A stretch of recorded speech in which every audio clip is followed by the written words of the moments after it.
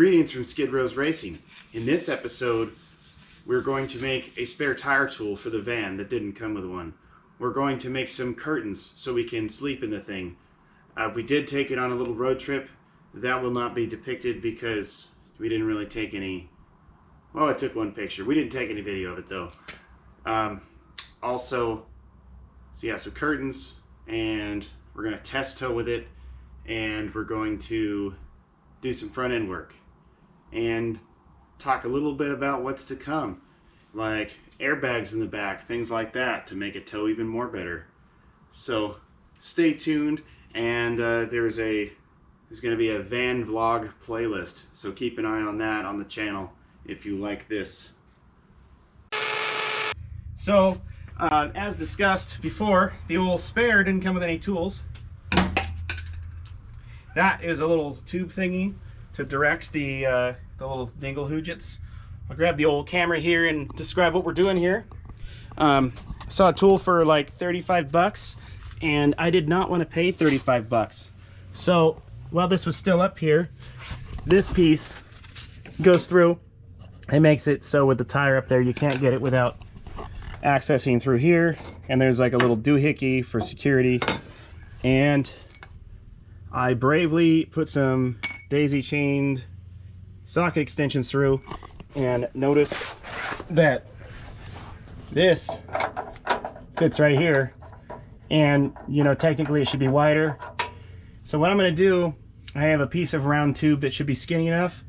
I'm going to build a tool either out of this, or maybe I'll fashion something that's a better width for that, so that we have a way to get the spare down.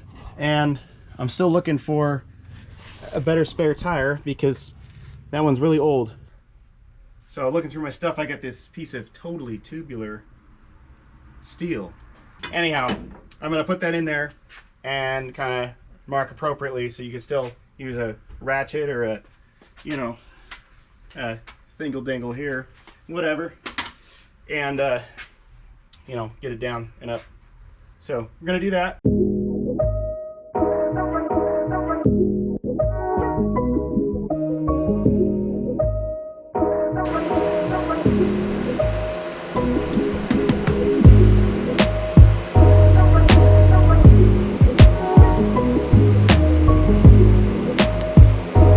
So here it is. I probably should have just MIG'd it, but I really like playing with the TIG welder. So doing that, and let's get everything popped back into place.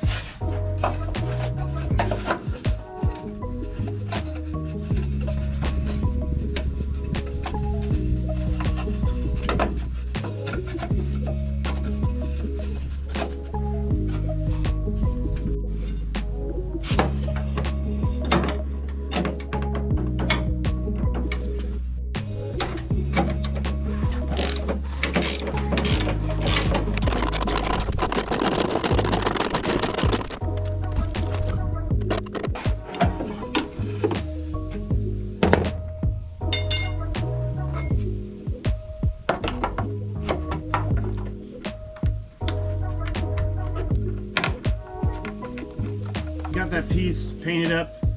That's drying. That's not exciting. Just did black so it looks like it belongs to the van.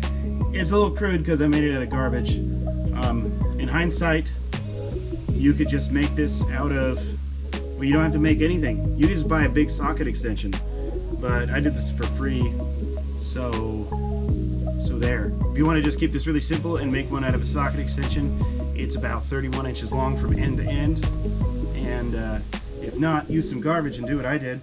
And if you MIG weld it, it'll take like not even half the time. And then you don't have to spend 35 bucks on a piece of garbage from the internet. So make your own garbage. You can make garbage yourself. There's gonna be more in this video. Hang on.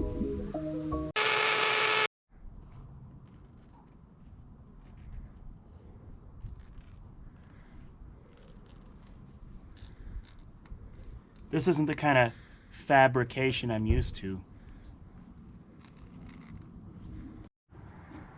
Got my work cut out for me. It's a fine line.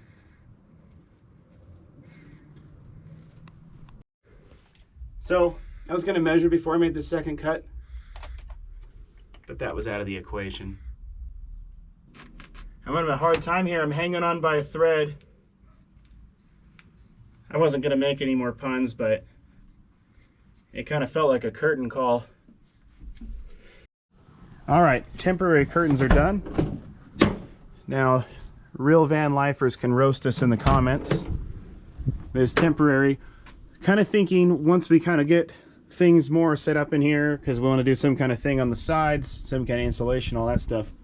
And there's going to be some sort of wiring in here. Not a lot, because it's going to be pretty bare bones.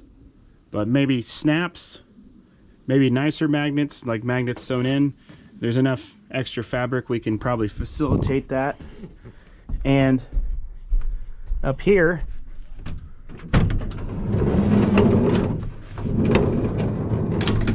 it just so happens that the side door can do that as long as we're careful.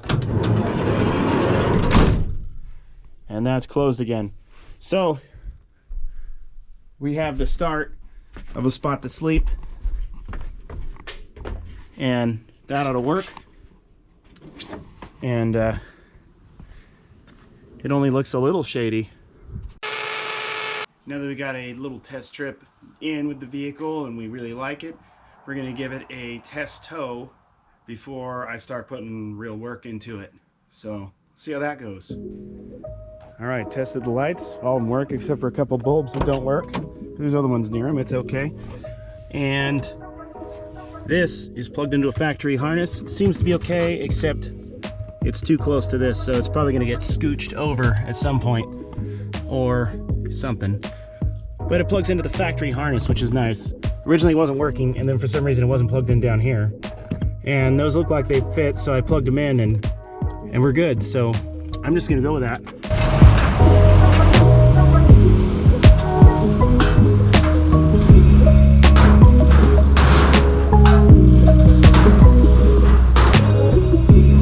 Loaded up and a little saggy in the back, but I anticipate having to put airbags back there anyway, especially because there's going to be more weight in the back than this when we are towing a car to the track. That being said, this is probably a fair amount heavier than the E46, so this should be a great test of it.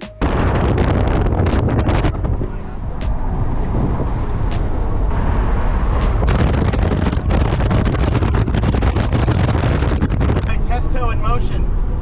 So I can hardly feel the trailer despite the front end stuff I need to do, and the motor's not even sweating it pulling it through town. And yeah, just a little walk in the park. The mirrors work absolutely great, and the only sad part is this means that the F250 is probably going to go for sale this week, but what are you going to do? So looking like we're going to be vanners.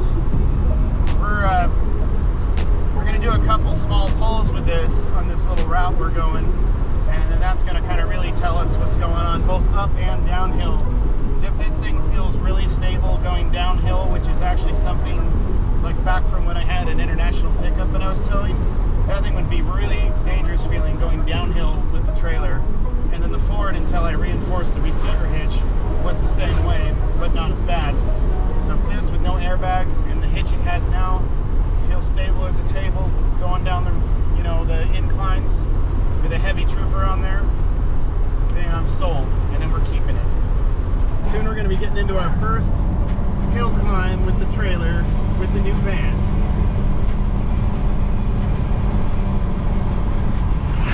Ooh, 7.3, do you hear that?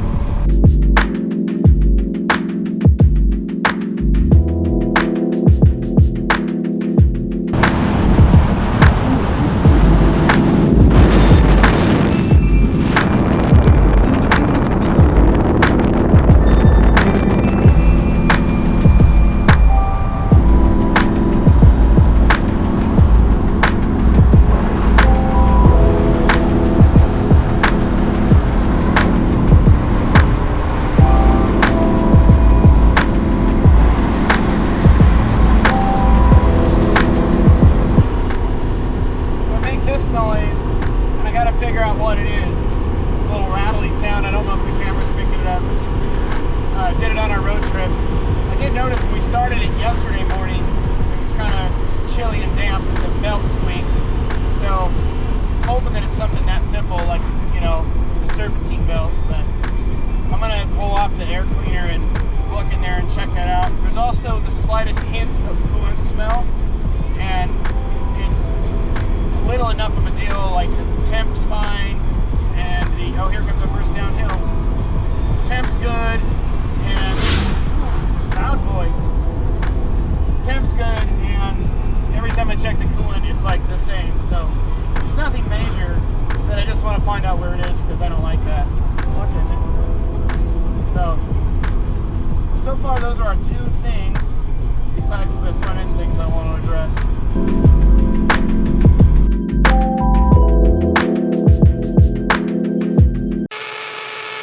Alright, so this thing tows absolutely great, but a few things. These radius arm bushings are toast. This thing pulls left pretty hard when you're driving down the road, and with the trailer, when you hit the brakes, it wants to jerk left every time you kind of hit them kind of hard. So those are definitely kaputs. Knew that when we bought it. The other side's not as bad. I'm going to show you how I know the ball joints are bad.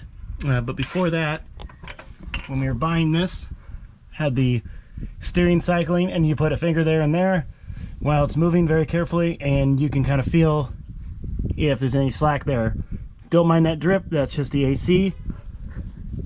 So here we go. Alright, so I have it picked up by a whoop scissor because that's where the weight of the vehicle is. And I'm going to show you why these ball joints aren't so good, which will explain the pull to the left.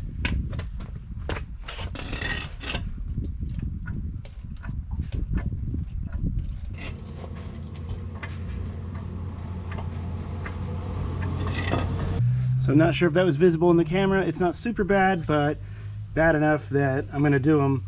The radius arm bushings are definitely the worst of the two issues, and that's probably causing most of my problem. But another thing is the wheel bearings. If I grab the top and the bottom of the tire and shake it, there's a little bit of slack there. Some of that could be from those ball joints.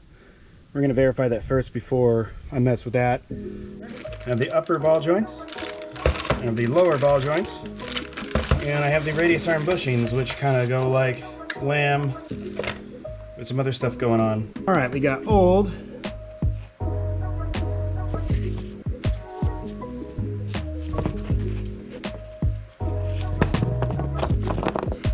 Versus new. And these are from these guys, and I hope they're good. If not, I'm going to be really good at switching them out. And they're not super expensive, and I bet most of these vehicles need this, so this one should be driving tip top. So new radius arm bushings are in. The instructions actually told me to take those off, but I stupidly didn't read them. One side's out, we're working on that. And got the lower one in. Wasn't filming because I was wrestling it, and there's a chance that you're supposed to put the top one in first, but looks like I configured something that's going to make it work. I had to make this spacer to get the lower one in, but there might have been another way, but that's how I found to do it. Luckily I had something to do it with. And the first real design flaw of this vehicle, can someone explain to me why the rotor and the hub are one? It doesn't make any sense. And also, on another note, why do some vehicles put the rotor behind the hub? I mean, it just makes brake jobs really difficult. I don't understand. But anyhow, luckily the brakes are okay. But I might have to mess with the hub, which is the brake rotor. So fun. Judging by my array of crap right here, you can tell I am not a professional mechanic. I just get by when I have to because I'm too cheap to pay somebody to do this. Alright, as you can see, got myself all nastied up. I'm going to try this the easy way, which is worked on the upper on the other side and the lower after I started to break it loose. We're going to see if it goes before I start to break it loose, which I didn't try the other time. Work smarter, not harder. Or at least try.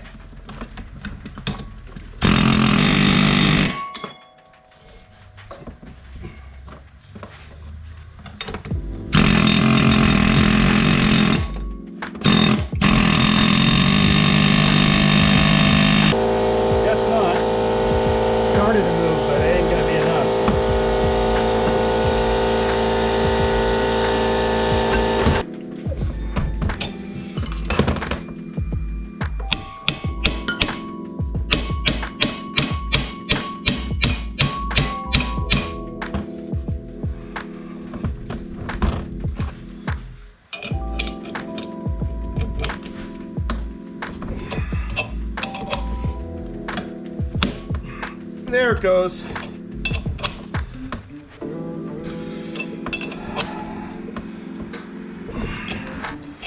Now we're moving. Now we're cooking with gas.